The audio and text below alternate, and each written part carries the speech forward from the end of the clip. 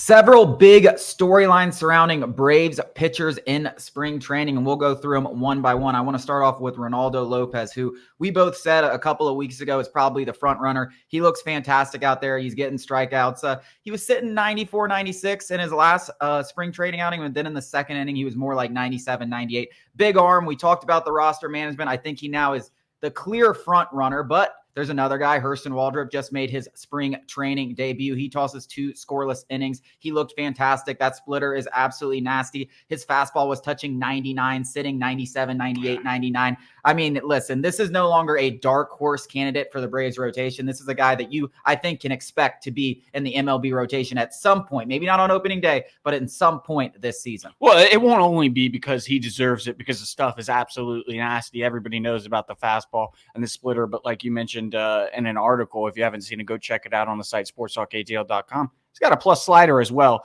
And obviously the stuff is great, but injuries are inevitable, and there will be an opening at some point for AJ Smith-Shawver, Hurston Waldrop, maybe Ian Anderson, depending on the timeline of the injury. If it's mid-year around summer, you could see Ian Anderson as well, Yanoa as well. We're probably going to talk about him.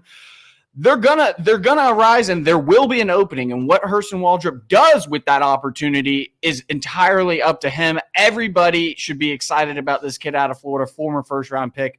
If you're really nutty and a nerd into Braves baseball, and you're not just looking at the Max Frieds and Spencer Striders, this battle for the 5th spot in the rotation, it gets you giddy. It's just like, it's an embarrassment of riches, and I consistently look in the mirror and be like, God, I can't believe this is my life. You know that meme? It's like, I can't believe this is my life. Well, we're talking about a guy in Hurston Waldrop that would surely be in the rotation for a lot of other clubs, but the Braves are talking about he might not even be the first one off the bench in AAA, depending on how that 5th spot goes down. Like Bryce Elder is probably, if we anticipate Ronaldo Lopez securing that 5th spot, Bryce Elder is probably the first one getting a call up from Gwinnett. It's not even Hurston Waldrop, maybe.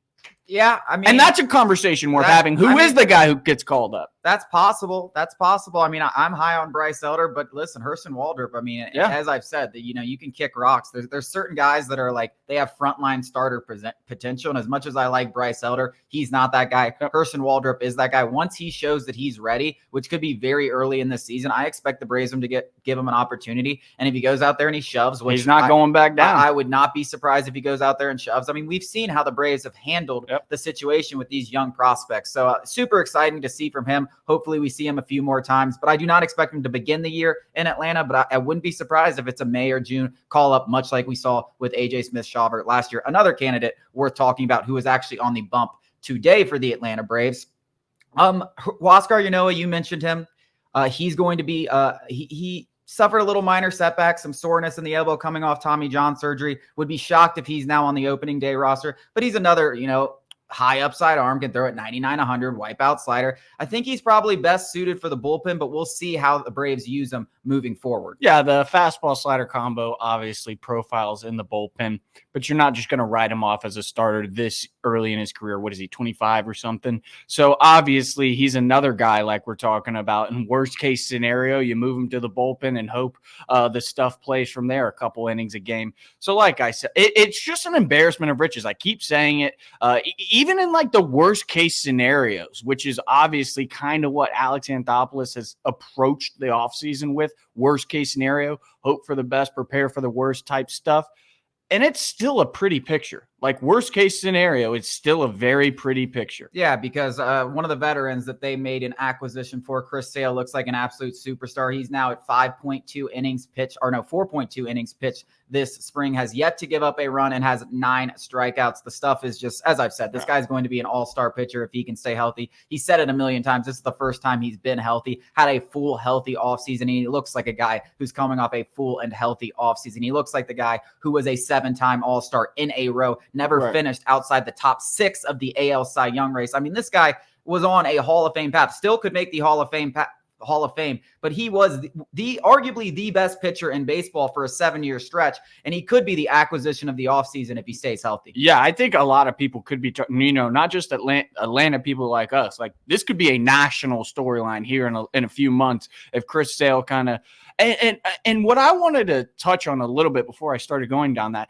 it felt like in all the interviews and everything like that, it feels like he's rejuvenated almost, where he's like kind of talked about it. He's been rehabbing every offseason for the past few years. And when you're on the wrong side of 30 and you finally kind of have that like, oh, it's behind me, I'm finally going into a season healthy. He feels like obviously the stuff is good. We've seen it. He's throwing BBs, but he feels up here like he's coming into the season with a better frame of mind. Why wouldn't you be rejuvenated? Yeah. You went from a Boston Red Sox, a team that was not very good, was fourth, fifth place in the AL East, not spending any money. And didn't do anything this offseason. Yeah, and you go to an Atlanta Braves team that's projected to be the best team in baseball, bar none. Yeah. Of course he's going to be rejuvenated. He knows he's going to be competing for World Series, and he feels healthy, and he feels back. He feels like he can be that same pitcher. Another guy under the radar, last guy we're going to touch on, Ken Giles, 2 scoreless innings so far through spring training. This is a veteran, used to be one of the best relievers in the game, a closer in baseball.